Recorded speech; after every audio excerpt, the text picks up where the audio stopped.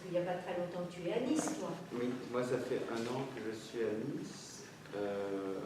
Oui, 1 an et quelques mois. Donc je suis recteur, alors c'est un bien grand mot, du sanctuaire du Sacré-Cœur, qui a été un moment paroisse. Donc les oblats sont arrivés parce qu'un des évêques de Nice a été oblat, Monseigneur Balaï. Et quand les missions africaines de Lyon ont quitté pour des raisons financières et aussi le climat de Nice ne convenait pas donc, aux confrères, le climat de Nice ici par rapport aux missionnaires d'Afrique, c'était les missions africaines de Lyon. Il y avait ces deux choses, il y avait l'aspect financier, puis il y avait aussi l'aspect de santé. Et donc ils ont quitté, et c'est les Oblats qui ont repris le sanctuaire, voilà, qui était à moitié construit. Et en 1905, lors de la séparation de l'Église et de l'État, donc les Oblats ont été donc expulsés, et la chapelle, enfin, a été conservée. Elle a été remise au diocèse qui l'a gérée. On nous a redonné le sanctuaire quand on est revenu. C'est une histoire un peu compliquée, l'histoire du sanctuaire. Puisque les terrains ont été vendus, donc ça se fait que c'est comme ça que l'église a été entourée par les bâtiments, et beaucoup ne connaissent pas le sanctuaire du Sacré-Cœur. Beaucoup de personnes. Ce qui est un peu dommage, parce que, voilà. Alors, à ne pas confondre avec les Oblats de la Vierge Marie. C'est autre chose. Voilà, nos deux fondateurs se sont rencontrés, il y a eu même un projet de fusion, une époque, et donc ça ne s'est pas fait. Mais voilà, quelquefois, je charrie les gens en disant qu'il vaut mieux avoir affaire à Dieu qu'à ses saints, parce que j'ai dit tout le monde court à Sainte Rita, mais je dis personne ne peut courir au Sacré-Cœur, et pourtant c'est la spiritualité essentielle, alors c'est un peu une petite boutade parfois avec les gens. Donc voilà, sans m'étendre trop sur le Sacré-Cœur. Donc moi je suis du Limousin, originaire du Limousin, et voilà, j'ai fait ma formation à Lyon, et c'est vrai que je découvre Nice après 11 ans passés en Alsace. Passé En Alsace. Très belle, très belle région. Bien. On rentre, hein, voilà. Donc, on va d'abord parler donc les missionnaires Oblats de Marie Immaculée. Donc, c'est une congrégation de religieux avec des frères et avec des prêtres, donc congrégation cléricale. Fondée par Eugène de Masneau, 1782-1861. Donc, Eugène est né à Aix, le 1er août. Ses études 1789-1791, et en 1791, la famille va décider de partir en voyage, parce que le papa d'Eugène était président de la Cour des comptes. Et en 91, il y a eu un petit mouvement de foule et qui a eu l'idée de pendre quelques personnes au platane.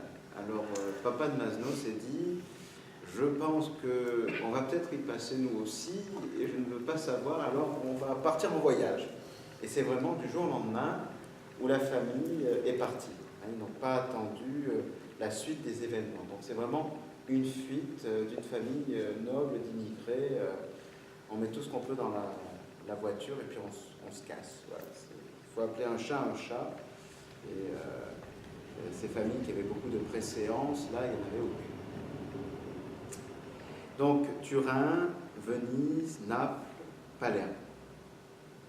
Donc, c'est vraiment l'exil total. Avec donc le père de Masneau, donc avec ses parents, et les deux frères du père de Masneau qui étaient donc Fortuné de Masneau, qui était un chanoine de Aix, et le chevalier de Masneau. Donc tous partent avec la petite sœur et connaissent un peu les vicissitudes des cours, mais aussi de la pauvreté. Ils sont passés par plusieurs phases. Alors ce qui est intéressant aussi, c'est dans la spiritualité donc, de Saint-Eugène, il a été marqué par deux prêtres qui étaient des ex-jésuites. Donc qui ont influencé. Il était à l'école à Aix, chez les doctrinaires qui étaient ni plus ni moins que des jésuites un peu cachés, si je ne dis pas de bêtises, et vraiment l'influence de ces deux frères prêtres qui vont influencer Eugène. Donc, on ne peut pas dire qu'on est des fils de Saint Ignace, mais ça a beaucoup marqué. Ça a beaucoup marqué. Dans la famille de la maman Masneau, c'est des jansénistes. Mais Eugène de Masneau, c'est très amusant, ne sera pas marqué par le janséniste de la maman, enfin de la famille joannisme. Et il est intéressant aussi de noter, je crois que c'est une particularité, nous devons avoir le seul saint de cette époque-là, je pense, après aujourd'hui je ne pourrais pas dire, d'avoir des parents divorcés, puisque les immigrés, s'ils étaient nobles, il y avait, par rapport à la question des biens, pouvaient plus ou moins récupérer si c'était de la bourgeoisie, enfin je ne sais plus, on va pas... Et alors, la maman s'est séparée du papa, et ça l'arrangeait bien, parce que bon, c'était beaucoup des mariages de complaisance, et pour récupérer les biens.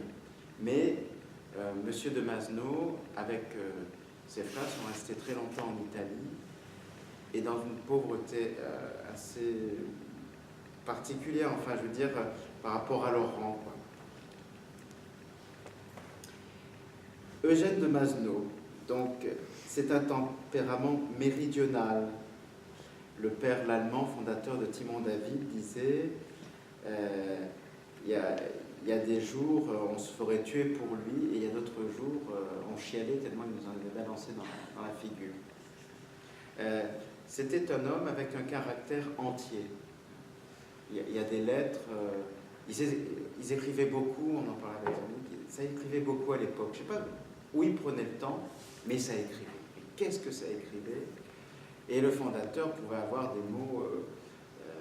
on a un confrère qui fait de mauvaise gestion au Texas, et le fondateur lui écrit « Je piétine sur place de ne pas pouvoir vous dire ce que je pense ». Alors aujourd'hui, on décroche le portable, Internet, on peut dire à vive voix, mais là, voilà. Alors, le père de Masneau devait se calmer, puis était content de retrouver ses confrères, mais pour vous dire qu'il n'était pas vraiment évident. Quand il est revenu d'Italie,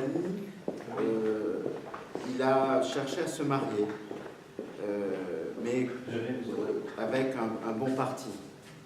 Il le dit clairement. Il a même une phrase que je ne citerai pas par rapport à l'état d'un homme. Et puis il dit, voilà, il y a une jeune femme qu'il avait rencontrée qui n'était pas très belle, mais qui avait une sacrée bourse, une sacrée dot, et elle est décédée. Mais le père de Masneau ne parle pas à regret du décès, il parle surtout du regret de la perte de la dot. C'était beau. Très très bien, oui, rationnel, oui. Et puis, un jour, dans une église, à Aix, il fait l'expérience du Vendredi Saint. Donc le père de Masneau était comme tous les jeunes de son âge d'aujourd'hui, profitant de la vie, étant heureux, se tenant un titre de comte qu'il n'a jamais possédé, se pavanant, et dans cette église, il rentre, il ne sait pas pourquoi. Il ne suit pas les exercices même s'il est noble, il va peut-être à la messe du dimanche, mais le vendredi saint, il dit bien qu'il rentre dans cette église. Hein, c'est un peu comme si nous, ce matin, on est rentré parce que la porte était ouverte. Le père du Masno, c'était ça. Il n'est pas rentré parce que c'était le vendredi saint, en 1808. Il est rentré. Il y a quelque chose qui l'a poussé à rentrer. Et il fait l'expérience de la croix, où il dit, voilà, il y a eu quelque chose, il y a eu un bouleversement, et j'ai pleuré. Je pleurais, cette célébration m'a touché, il y a eu quelque chose et il pleurait. Et puis, il faut aussi vous dire que c'est une époque, le romantisme après, qui vient, où on pleure beaucoup.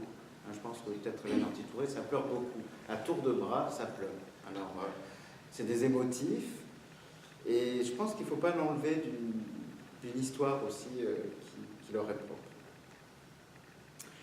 Il rentre au séminaire de Saint-Sulpice après cette expérience. Alors, est-ce que c'est 1 an ou 2 ans? Ce n'est pas précisé.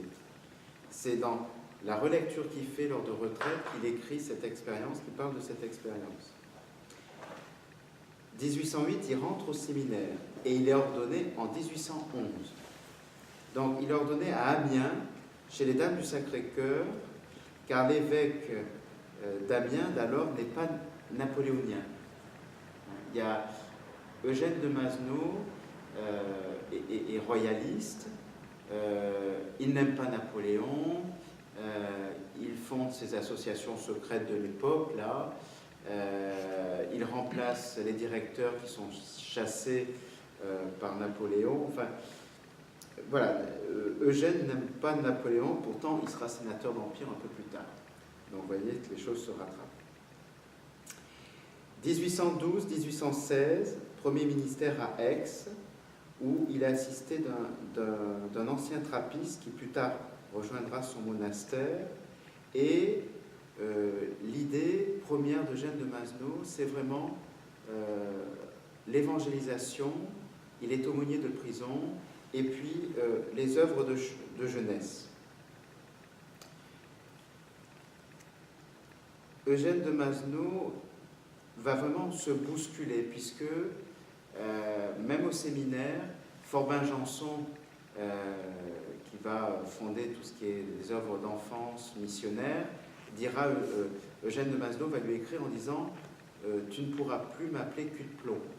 Donc ça veut dire que Eugène n'était pas quelqu'un qui bougeait, il était spirituel, tout ça, mais voilà, au fur et à mesure, c'est un homme qui s'est découvert, qui a, à partir d'une expérience, vraiment pris le pas pour se lancer dans quelque chose. Il saute ce pas. Le 25 janvier 1816, c'est la fondation des missionnaires de Provence. Il a l'idée d'appeler des hommes autour de lui qui ne sont pas forcément parfaits.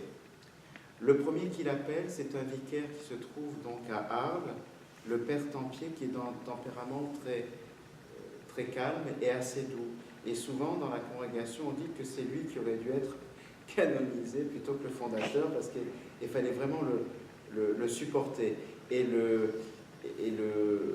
père Tempier a vraiment été un peu comme chez les jésuites, on trouve ça, si je ne dis pas ça pour bêtise chez les provinciens, un peu l'admonisteur, celui qui est chargé un peu de calmer et d'aider à relire. Donc ça a vraiment été un pendant. Comme je vous l'ai dit tout à l'heure, à ne pas confondre avec les Oblats de la Vierge Marie, ils se sont connus, se sont rencontrés, il y a eu un projet de fusion, mais qui ne s'est pas fait, avec des spiritualités qui devaient se ressembler. La Société des missionnaires Oblats, missionnaires de Provence, est la première société de prêtres masculine après celle du père Colin, qui a fondé donc les Maristes à Lyon, donc le 23 juillet 1816. Alors, pour la petite anecdote, le père Julien Aymar, fondateur du Très Saint Sacrement, comme Anne-Marie Javoué chez vous, a fait quelque temps dans la congrégation des Oblats et a été dirigé vers une autre congrégation qui était celle du père Colin lui-même, après a eu l'audace de faire sa congrégation. 1818, rédaction des règles et constitutions, inspirée des rédemptoristes. Avec les 4 vœux, donc pauvreté, chasteté, obéissance, et le vœu de persévérance. L'habit des oblats était donc le col français et la croix qui se mettait sur la soutane, ou qui se met toujours sur la soutane, qui est reçue lors des vœux perpétuels et qui est transmise d'oblat à oblat, avec le nom du prédécesseur. Donc c'est toujours touchant de se dire, voilà, on fait partie d'une lignée. 1823, il est vicaire général de son oncle, donc Fortuné de Masneau, qui est devenu donc évêque de Marseille.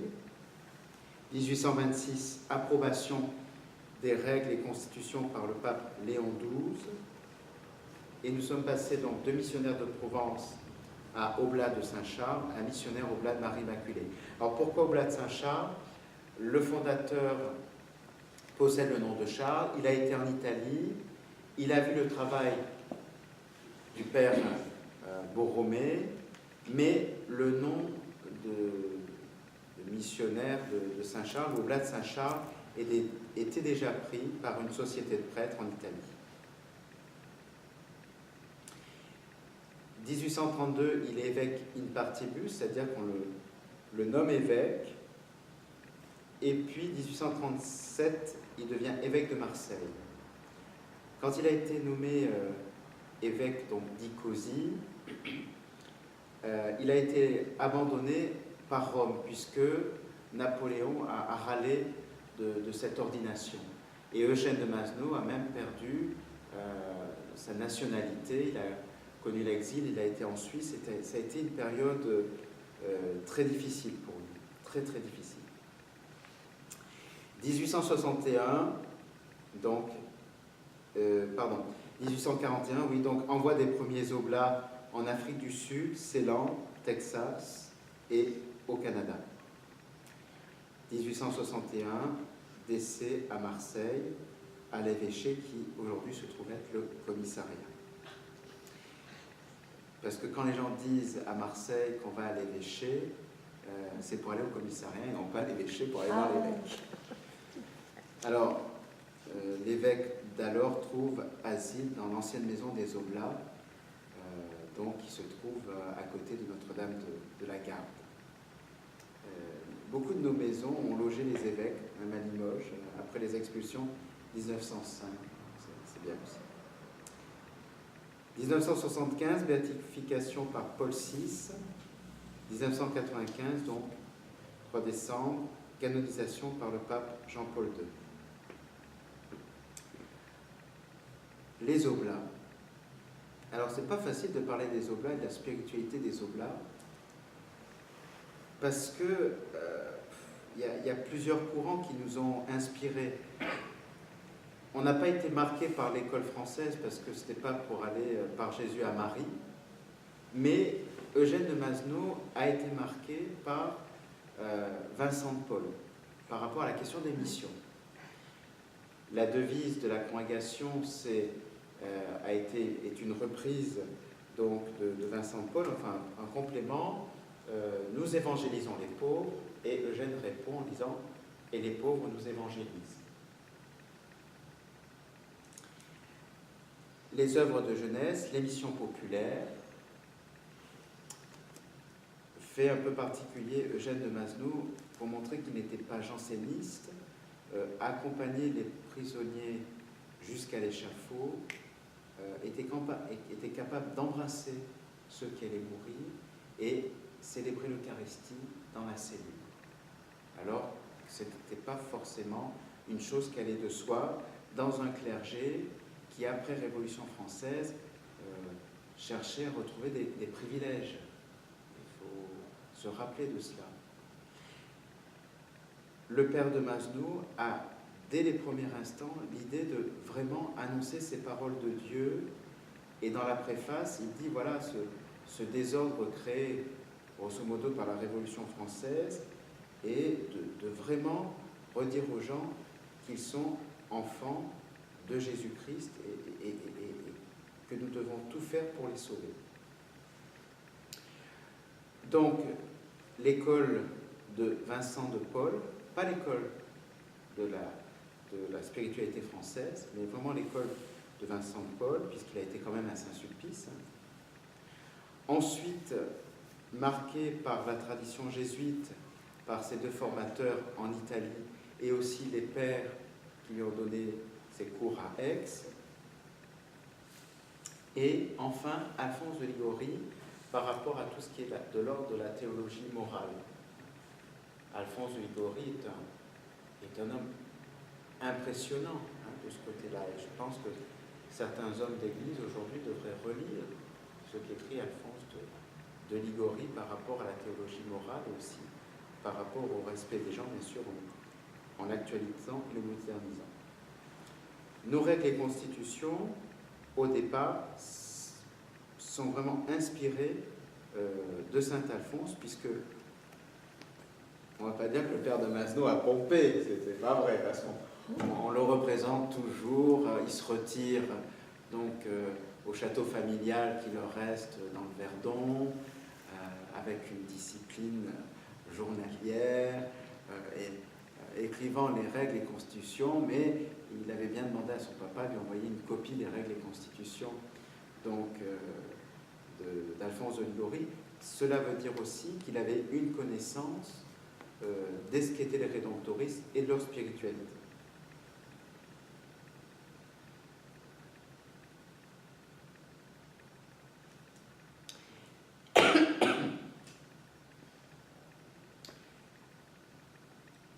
Les Oblats n'ont aucun ministère particulier. Le fondateur n'a pas voulu un ministère particulier. Donc un oblat peut être aumônier, médecin, enseignant, cultivateur, recteur d'un sanctuaire. Il n'y a pas un ministère particulier. Mais par contre, l'exigence dans ce ministère qui nous est donné, c'est d'aller vers ceux qui ont besoin d'évangile, ceux qui réclament à grands cris cette espérance.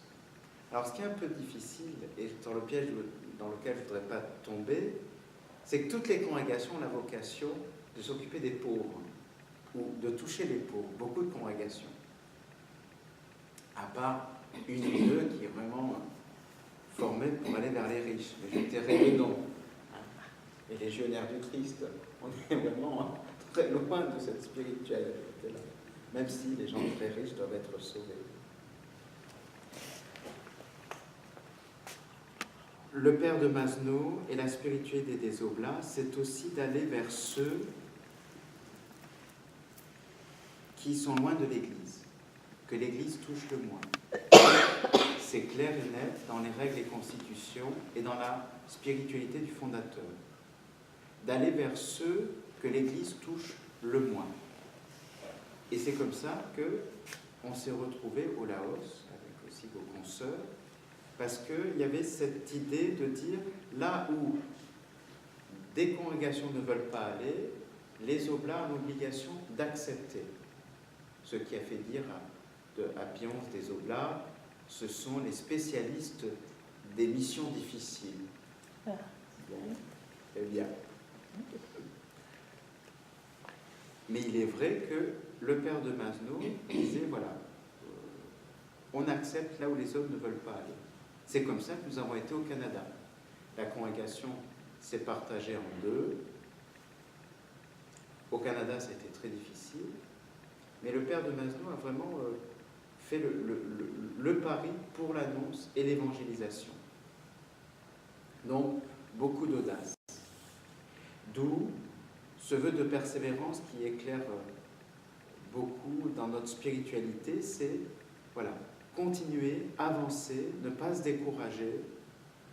Et dans la règle qui parle de la persévérance, c'était le fait que après la Révolution française, ou pendant la Révolution française, on est tenté de se cacher. Et le fondateur demande que les Oblats, là où ils seront, s'ils sont persécutés ou s'ils doivent bouger, doivent surtout garder au cœur leur vocation, l'esprit de cette vocation et aussi de l'esprit de la famille oblate. Voilà.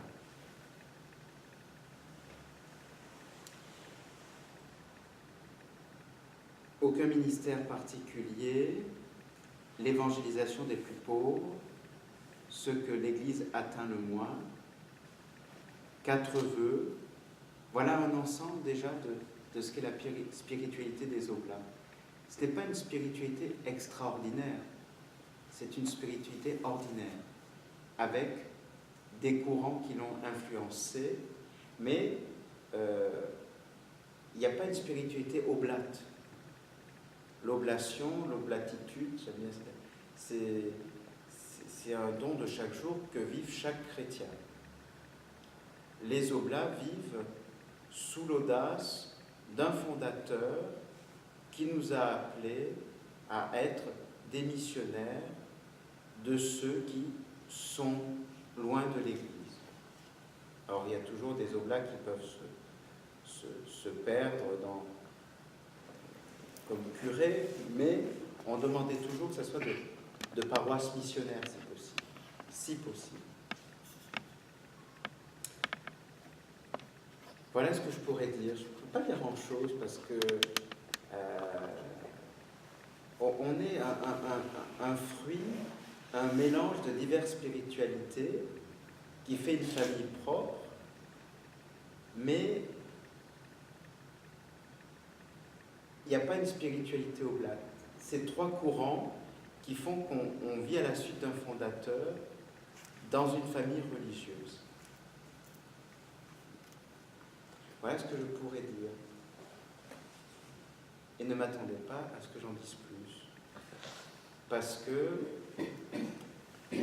être oblat, c'est comme être sœur de Jeanne Antitouré ou Xavier, c'est quelque chose qui se vit. Mais pour nos sœurs Xavier, c'est vraiment marqué, c'est quand même ignace, c'est quand même... Voilà. Tandis que nous, non. C'est un produit de plusieurs spiritualités, comme beaucoup de congrégations du 19e. C'est une réalité. La particularité des Oblats, ça a quand même toujours été cette audace missionnaire d'accepter, d'aller et d'avancer.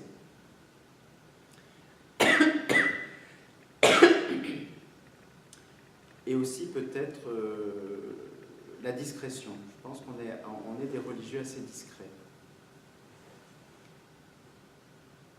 On n'est pas des jésuites, on n'est pas des dominicains, on n'est pas des franciscains.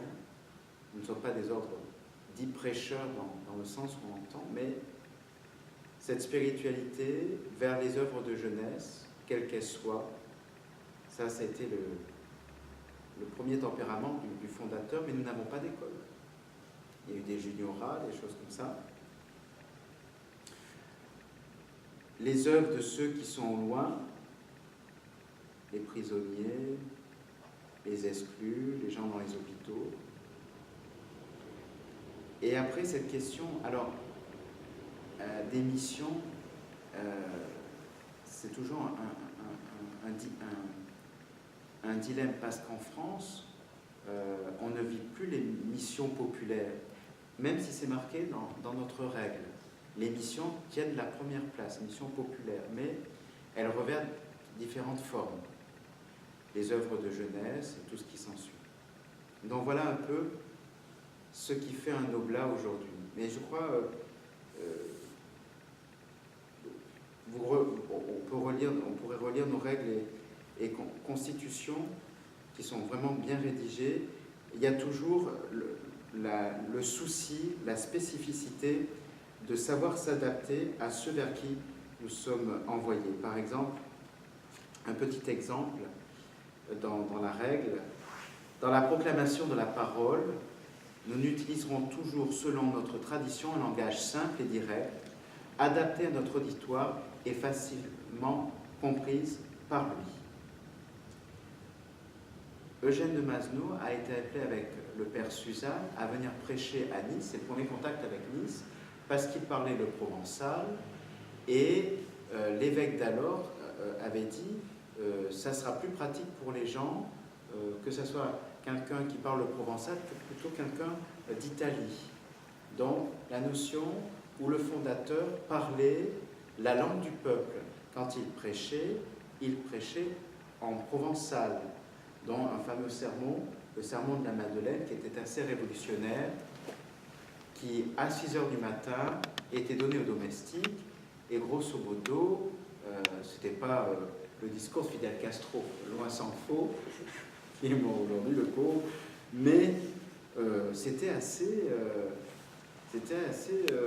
le discours d'un prêtre ouvrier tel qu'on en a connu dans certaines années. Voilà. Très entraînant. Pas marxiste, mais assez percutant et culotté. Ce qui lui a fait des petits problèmes, parce que la maman n'était pas très contente. Mais voilà, un langage adapté à son auditoire.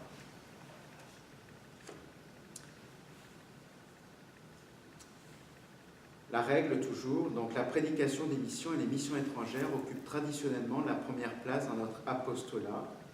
Toutefois, aucun ministère ne nous est étranger, pourvu que nous ne perdions jamais de vue la fin principale de la congrégation, l'évangélisation des plus abandonnés. Donc, nous évangélisons les pauvres et les pauvres nous évangélisent. Alors, le fil rouge, donc, qui est la Constitution 5, la congrégation est tout entière missionnaire. Son premier service dans l'Église est de faire connaître aux plus délaissés le Christ et son royaume. Elle porte la bonne nouvelle aux peuples qui ne l'ont pas encore reçue et les aide à découvrir leur propre valeur à la lumière de l'Évangile. Là où l'Église est déjà implantée, les oblats se vouent au groupe qu'elle atteint le moins. Partout, en effet, notre mission est d'aller d'abord vers ceux dont la condition réclame à grands cris une espérance et un salut que seul le Christ peut apporter en plénitude. Ce sont les pauvres aux multiples visages, nous leur donnons la préférence.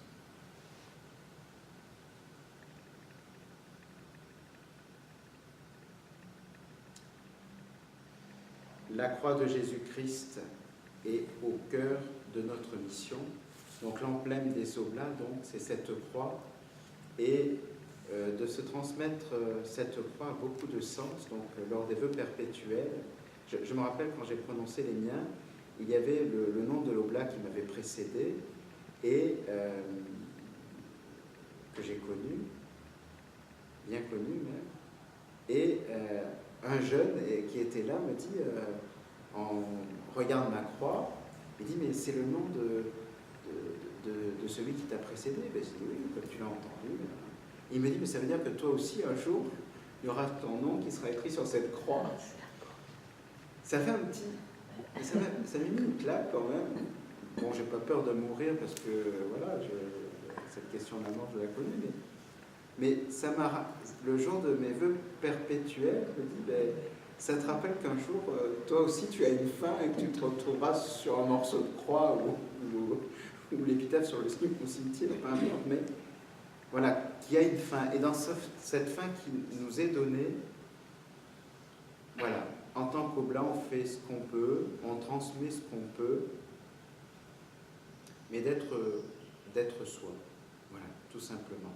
Voilà ce que c'est qu'être oblat et vivre de la spiritualité oblate avec discernement. Le fondateur a une phrase assez terrible où il dit voilà, quand on arrive dans un lieu où nous-mêmes, qu'on entraîne, mais qu'on ne soit pas tiède, pas des petites mèches, sinon on quitte. Mais vraiment, ne pas être des tièdes, mais vraiment des forts, des embrasés de l'Évangile, mais dans un certain discernement qu'on retrouve dans les écrits de Saint Eugène par rapport à Saint Ignace. On sent vraiment cette empreinte ignatienne qui est assez présente, même un peu dans les règles et constitutions. On a une préface, mais qui ressemble à beaucoup de préfaces de certains fondateurs. Donc je fais grâce de ce passage. Voilà ce que c'est qu'un oblat. Il n'y a rien d'extraordinaire. Si vous attendiez, c'est peut-être pour ça Il y a un petit public, hein. Ils sont durs, c'est les oblats. Je voudrais vous poser une question. Est-ce que votre discrétion, vous avez parlé tout à l'heure de la discrétion des oblats de Marie Immaculée, est-ce que votre discrétion n'est pas un obstacle pour qu'il y ait plus de vocation chez les oblats, ce qui vous oblige à fermer des endroits? Nous, on a connu, bon, Laos, c'est vrai, on en a connu, mais je sais que, je pense à un endroit en Lorraine, par exemple, Notre-Dame-de-Sion, où ils sont partis. Alors, est-ce que vous n'avez pas eu une trop grosse baisse de vocation par votre discrétion? On en a parlé, ça a été un sujet de discussion. Après la Révolution française, la Fondation, les oblats ont eu le vent en poupe. Et je crois que après les expulsions, au retour des expulsions, je pense que peut-être dans la notion des oblats et de ce qu'avait donné Eugène de Mazenod, voilà, faisons un ministère discret, soyons présents, mais réellement et concrètement présents, pour au cas où il arrive quelque chose, bon, on ne fera pas trop on sera pas trop embêté. Peut-être qu'il y avait quelque chose comme ça dans la tête, parce que les oblats, si je cite tout ce qu'ont fait les oblats, alors quelquefois, alors ça c'était aussi une remarque. Beaucoup d'oblats qui n'ont pas signé, alors qu'ils n'étaient pas des chartreux, il y aurait à pâlir dans certains lieux, quoi. Si on avait été des dominicains, nos frères dominicains, ils savent faire, ou les assomptionnistes. On sait que, voilà. Alors souvent, c'est une petite boutade avec les assomptionnistes. On dit aussi, quelqu'un me disait, on était avec un ami de l'Assomption, les assomptionnistes, vous êtes bien connus, vous êtes une grosse congrégation, alors qu'ils sont 9000 et quelques, entre 9000 et 1000, et les oblats, on était encore 4300 il n'y a pas longtemps, dans 75 pays, 65 en réalité, 75 parce qu'il reste une présence discrète dans des lieux qu'on a quittés, des pays qu'on a quittés, mais où on va toujours pour donner des formations, où on est toujours appelé. Donc Tahiti, tout ça. Notre mission n'est pas de perdurer. Nous avons été fondés pour un service d'église, pour un service d'alors. Et si nous sommes appelés à disparaître, peut-être c'est parce que nous ne répondons plus aussi à ce besoin. Peut-être que comment dire, nous avons répondu à l'appel qui était le nôtre, et peut-être que Dieu permet que d'autres entendent cet appel différemment, pour le vivre différemment. Même si je serais content que les oblats perdurent. Il y a un danger aussi parfois dans nos congrégations, c'est de... Je ne sais pas comment expliquer. D'être trop peut-être dans l'administration de la congrégation et ne plus être dans la mission pour laquelle nous avons été fondés, pour laquelle l'Église nous a appelés et pour laquelle nous avons répondu. Les oblats ont été fondés pour répondre à un besoin. Nous n'avons pas été fondés pour faire vivre les oblats. Même on offre notre charisme au monde, mais nous avons été fondés pour un service d'église. Si notre service ne répond plus, on n'est plus appelé, on peut fermer le service. Peut-être évoluer. Évoluer comment? Et pour quelles raisons? Pour les besoins de la société de maintenant. Alors on répond déjà nous par les besoins à la société, mais après est-ce que la société parfois a besoin de nous? C'est encore une autre question. Et comme tu dis ça, tu regardes par rapport à la société française, européenne, mais si vous êtes dans 75 pays, est-ce que la problématique est la même? Oui, parlez plus fort. Pays? Comment? Vous pouvez parler un petit peu plus fort, s'il vous plaît. Je ne comprends pas. Je dis, est-ce que ce que peut répondre Olivier, ça correspond à la situation en France ou en Europe, mais est-ce que la problématique est différente, puisqu'ils sont dans 75 pays, ailleurs, la problématique est peut-être différente. Je parle comme franco-français, Oui. européen. Par exemple, je donne un exemple, on ne va pas larmoyer sur les crises des vocations, mais la province d'Espagne, chez nous, a beaucoup souffert de la révolution espagnole, hein, par l'assassinat de toute une génération qui était prometteuse. Donc la province jamais relevés. Il y a les mariages entre différentes provinces. Par exemple, chez nous, la province d'Italie avec la province d'Espagne. Alors on se dit, c'est des Méditerranéens. Ok, c'est des Méditerranéens, mais avec deux conceptions différentes, ce qui fait que ce n'est pas toujours évident. Les Allemands, qui ont formé une autre province avec d'autres entités, Tchéquie, Autriche, tout ça. Et je me rappelle quelqu'un qui disait, qui avait dit au provincial, donc provincial d'Allemagne, qui rapportait cette phrase, nous avons le choix entre la peste et le choléra, même dans une propre congrégation, parce qu'il y avait des réalités différentes de la mission, du service de la mission, et comme beaucoup de congrégations, les provinces polonaises fournissent encore beaucoup d'oblats, mais c'est une réalité qui se transforme avec la société. Mais si on prend les pays dits de mission, c'est un peu dangereux, peut-être les sœurs pourraient aussi en parler, peut-être. On pense que c'est des viviers, encore voilà, mais en Corée, il n'y a pas tant de vocation que ça commence aussi à changer. Alors c'est une société très pieuse, très spirituelle, qui a donné beaucoup à l'Église, et qui en donne beaucoup, mais il y a une réalité qui se transforme. Au Vietnam, ce n'est pas les jeunes de la ville qui rentrent dans les congrégations, c'est des jeunes de la campagne. Faut se mettre ça en tête.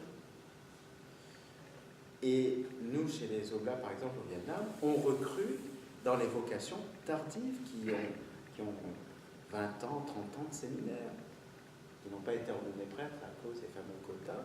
Et les Oblats, par leur originalité, leur ont proposé, voilà, on est au service d'eux et on accueille tout le monde. Et ça, c'est vrai que ça a été une vraie réalité dans l'histoire de la congrégation.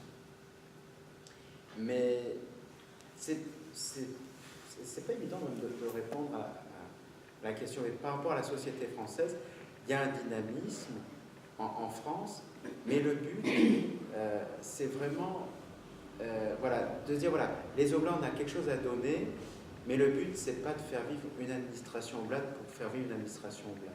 Vous voyez? Parce qu'on peut s'épuiser à cela. On peut s'épuiser. Alors après, on essaie de rassembler nos forces pour donner une dynamique. On a un conseil élargi des moins de 60 ans, et ça fait du bien, parce qu'on se retrouve ensemble, mais on voit bien qu'on est vraiment divers. Dans des scolastica où il y avait 100 personnes, l'originalité, elle se fondait dans le moule. Aujourd'hui, dans des réalités où on est moins, les originalités, chaque oblat est original. Aucun oblat ne ressemble à un autre. Mais ce qui nous lie, c'est cet aspect familial et un peu la visée de ce à quoi on est appelé. En tous les cas, tu dis qu'il n'y a pas de spécificité, en quelque sorte, de la spiritualité.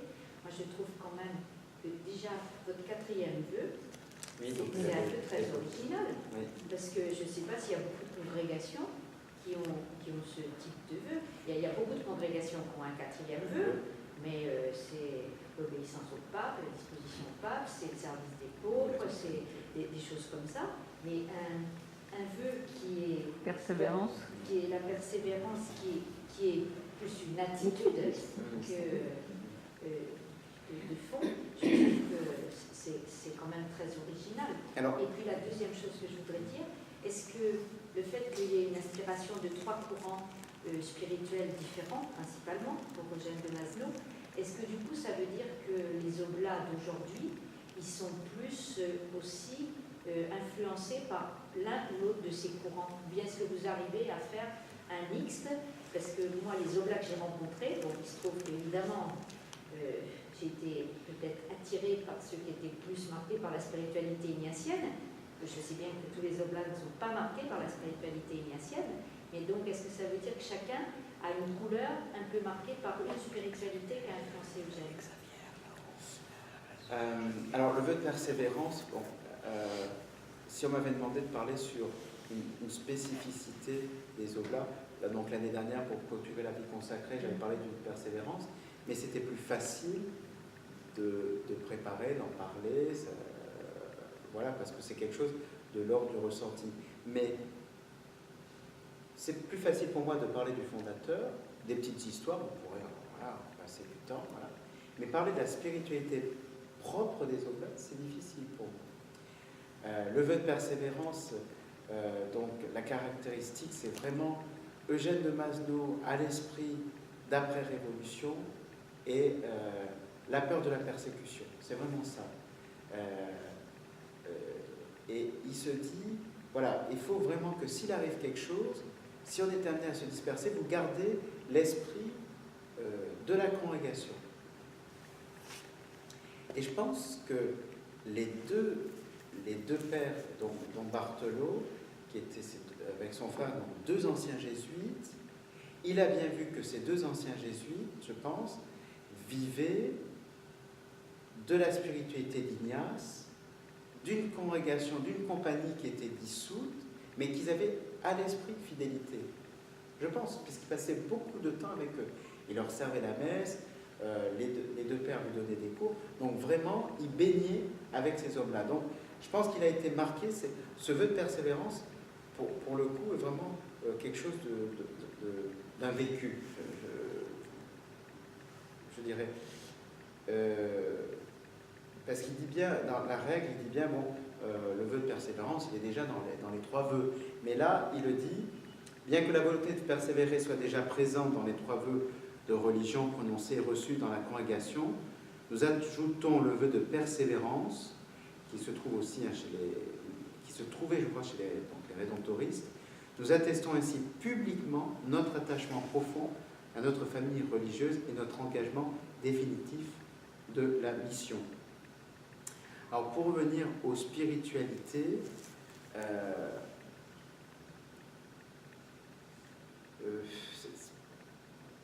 il y a des oblats qui vont être très proches de la tradition ignatienne ou carthusienne, pour moi, par exemple, pour moi, Olivier. Mais on trouvera très rarement des oblats marqués par une forme mariale. Même si nous sommes missionnaires au oblat de Marie Immaculée. Marie, c'est vraiment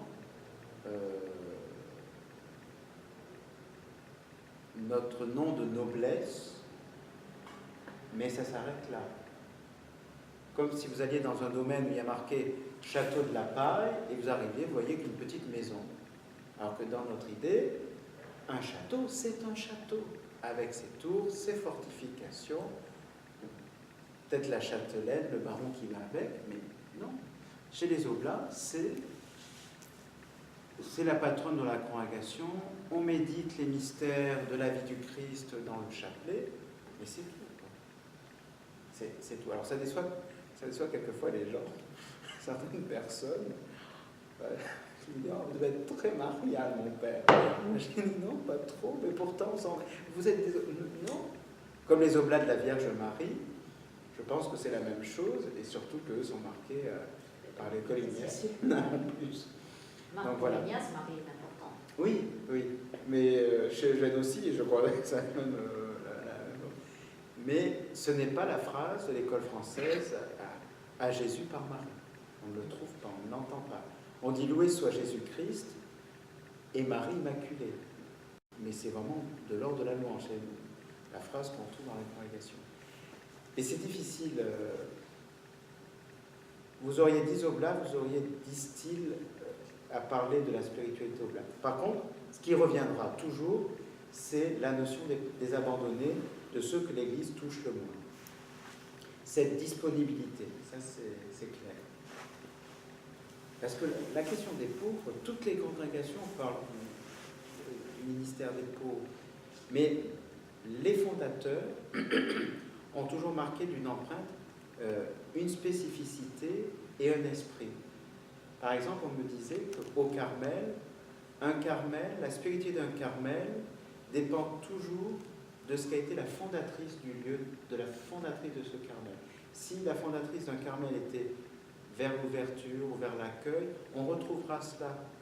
Si elle était fermée, obtuse, vous le retrouverez. Hein.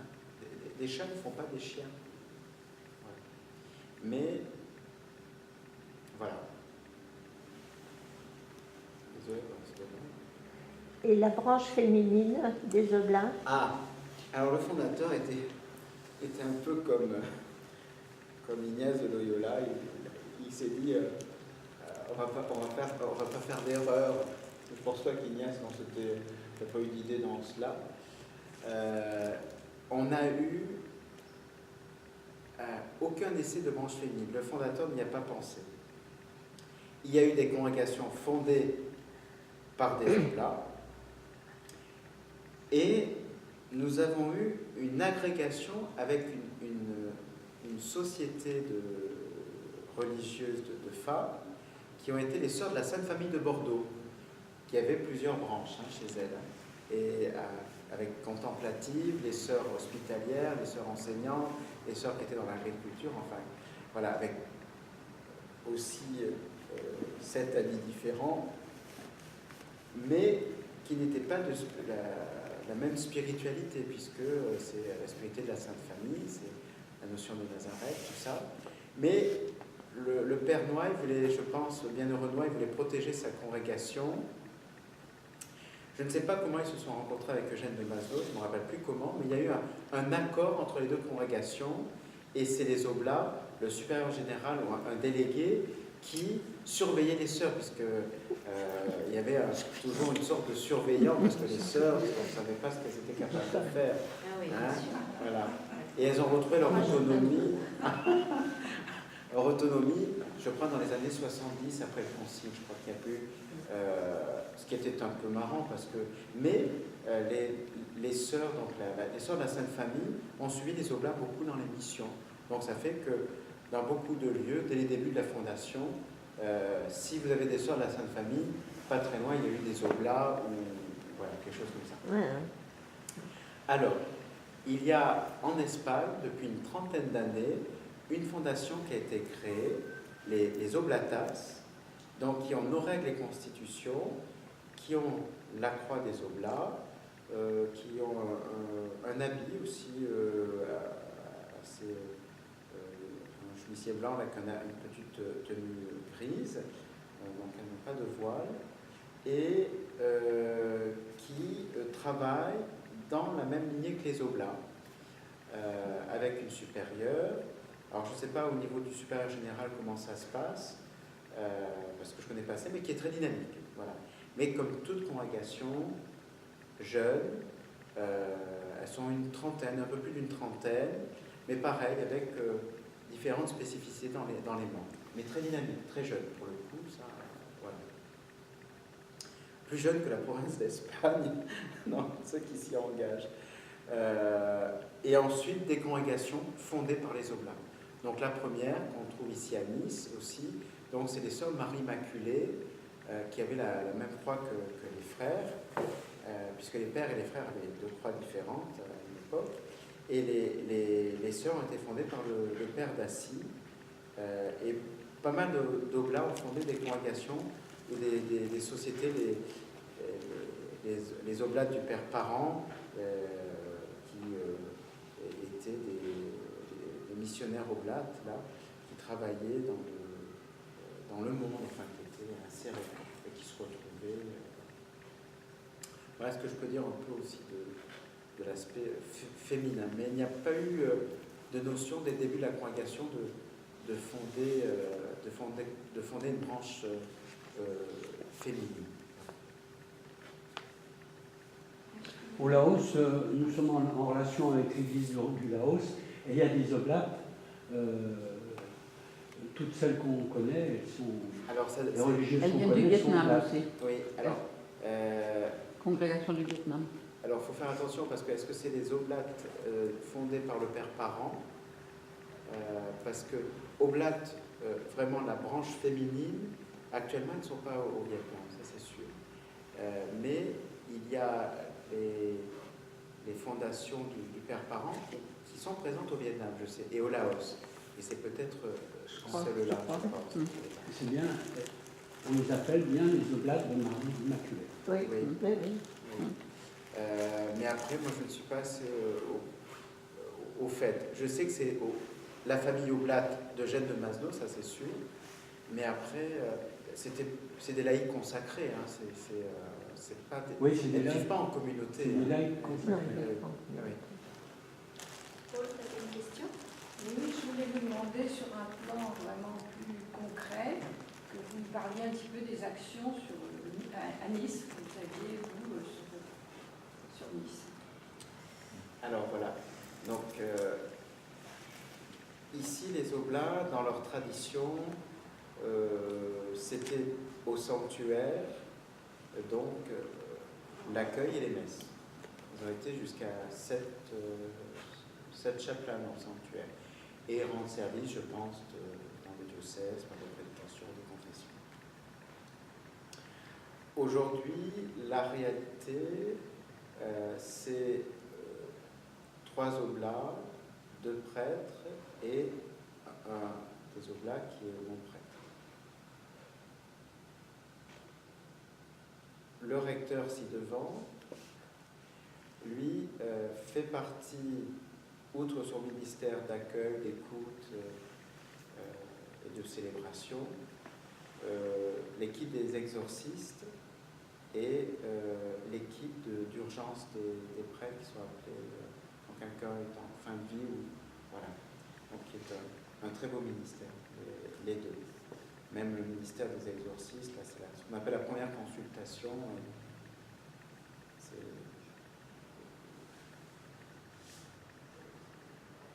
Chasser le démon, mais ça commence d'abord par chasser ces démons. Quand il n'y a pas des prêtres aussi qui sont capables de dire, parce que j'ai eu un cas il n'y a pas longtemps d'une jeune fille handicapée, qu'il y avait sûrement un démon en elle. Alors ma chance, c'est que je suis aussi aumônier à Foi et Lumière, donc ça c'est bien un 3e ministère, en plus c'est 4. Et finalement la jeune fille avait simplement besoin d'être écoutée, ça voyait qu'elle était handicapée, mais il y a beaucoup d'efforts en faire, pas d'enfer, à faire pour que la vie des autres ne soit pas d'enfer. Je fais une petite parenthèse, une digression. Mais voilà, auquel on est amené, il y a aussi un côté psychologique, même si on n'a pas été formé, et c'est là où le discernement ignatien est très important. Vous voyez, je reviens à une autre spiritualité. Je ne peux pas dire que c'est grâce au discernement oblat, non, c'est grâce à une école de spiritualité que... Voilà. Et là, comme oblat, ceux qui sont abandonnés, en particulier les handicapés. Le père Greg, lui, a été aumônier pendant longtemps au vœu par rapport aux jeunes professionnels et étudiants, et ensuite a été nommé pour la réalité de ce monde de la prostitution. Voilà. Il y a donc le frère Marius, lui, est économe. Et dans la maison, si vous voyez le sanctuaire, donc il y a de part et d'autre, il y a les appartements de la communauté, et de l'autre côté, une association qui s'est montée, qui s'appelle Toi pour Toi, qui est partie au départ d'une interrogation par rapport au lieu, par rapport à cet espace. Et cette idée a cheminé, parce que moi je fais partie de l'idée de départ. Et ça s'est retrouvé en disant, voilà, on accueille des jeunes en difficulté pendant 6 mois, on les accompagne, on fait une petite relecture, c'est les services sociaux qui les envoient, bon, pour qu'ils aient un lieu pour se poser. Donc voilà, ça c'est, je dirais, les ministères qui se livrent au sanctuaire du Sacré-Cœur. Mais ils sont toujours un peu complexes, parce que le sanctuaire est dans un quartier où nous sommes à côté de Saint-Pierre-d'Arène, qui est l'église paroissiale, Saint-Philippe-Néry, et qui essaie de s'inscrire dans une réalité. Et chaque recteur est différent. Donc c'est aussi une problématique de dire, voilà, qu'est-ce qu'on veut y faire, qu'est-ce qu'on veut y donner. Je ne sais pas si ça répond. En toute simplicité, je ne peux pas vous faire du tartinage de beurre, ça sert à rien. cette réalité qui se vit aujourd'hui au sanctuaire et qui est aussi belle que d'autres réalités que peuvent vivre les missionnaires. J'ai encore une question. Tu as fait allusion tout à l'heure à l'œuvre allemande. Oui. Et le souci des jeunes qu'avait Eugène de Maslow. Tu as dit on n'a pas eu d'école, mais est-ce que ça veut dire que vous avez d'autres formes de rencontre des jeunes du genre patronage, enfin je ne sais pas, ou bien quel est le lien entre les oblats de Marie Immaculée et puis par exemple le allemand, ou bien sur Marseille il y a aussi les oblats qui sont responsables. Enfin peu importe, avec d'autres œuvres qui sont vraiment au service de la jeunesse. Nous n'avons pas eu d'école, ou quand c'était des écoles, c'était par rapport à des juniorats. Les œuvres de jeunesse, c'est vraiment quand dans nos nominations, on est nommé aumônier ou de certains lieux. On a aujourd'hui donc une maison à Chavril, donc, qui accueille des jeunes dans une spécificité d'accompagnement, de discernement par rapport à la vocation oblate, à rentrer chez les oblates de Marie Immaculée, missionnaires oblates, avec des propositions, et par contre avec une école de la mission qui sont 3 week-ends proposés à des jeunes dans cette maison sur l'aspect missionnaire, puisque ça nous connaît, ça on peut en parler, voilà. Mais c'est une question auquel j'aurais du mal à répondre. Moi j'ai été aumônier d'étudiants, j'ai été aumônier en collège-lycée, mais c'était vraiment par ma nomination. Il y a des, par exemple à Hong Kong, on a une école, une grande école, mais d'autres oblats ont développé, comme en France, les monastères bénédictins n'ont pas de collège, mais les monastères bénédictins allemands ou belges ont des collèges, à l'aide suite à l'école de Joséphine. C'est toujours une réalité, comme on disait tout à l'heure, suivant les pays et suivant l'appel. Du fait que nous sommes des missionnaires et que nous devons nous adapter à l'appel que nous entendons là où nous sommes. C'est vraiment un travail un peu de caméléon, si je pourrais dire. C'est un peu comme ça que je pourrais décrire les oblats. Alors, comme un caméléon, quand on découvre le caméléon, on est émerveillé, mais tant qu'on n'a pas vu. Mais il est là. Il débarrasse des mauvais insectes pour que les gens puissent vivre. Bon, eh bien écoute, merci. Voilà. Alors, si vous voulez vous servir, vous avez sur le sanctuaire du Sacré-Cœur, voilà, et sur Eugène de Maslow. Alors on va se faire une petite